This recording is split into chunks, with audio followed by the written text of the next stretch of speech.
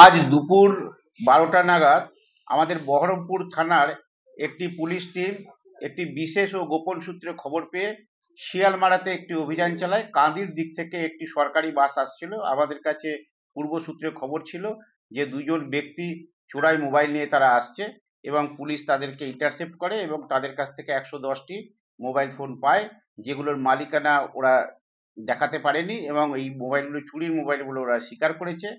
এবং আমরা চেষ্টা করছি যে এই মোবাইলগুলো কোথা থেকে চুরি করা হয়েছে, কোথায় ওরা ডিসপোজাল করবে, সেগুলো একদিকে আমরা চেষ্টা করছি।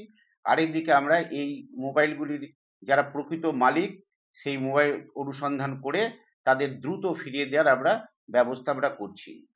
কোথা থেকে নিয়ে আসছিল জানতে পারেন? জেলা থেকে না জেলার বাইরে? এটা একটা কাঁদির দিক থেকে একটা বাস আসছিল, বাদ বাকিটা আমরা তদন্ত করে আমরা বার করব। কি কারণে নিয়ে আসছে বলে মনে করছে? এটা চোরাই মোবাইল বলেই ওরা স্বীকার করেছে, চুরির মাল। কতগুলো আছে না?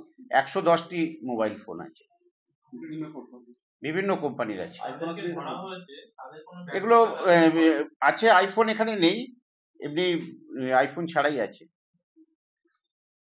যাদেরকে ধরা হয়েছে তাদের ব্যাকগ্রাউন্ডটা তারা কি করে কি এগুলো আমরা ইনভেস্টিগেশন করে দেখবো। ওরা সেগুলো আমরা মেসেজ পাঠাচ্ছি বা আরো দেখছি ইনভেস্টিগেশন করে। একটু আগেই ধরা হয়েছে।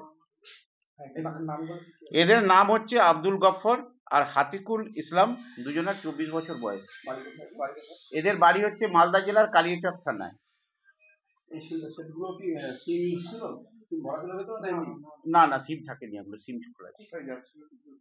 এগুলো এখনই আমরা একটু তদন্ত করে বলতে পারবো,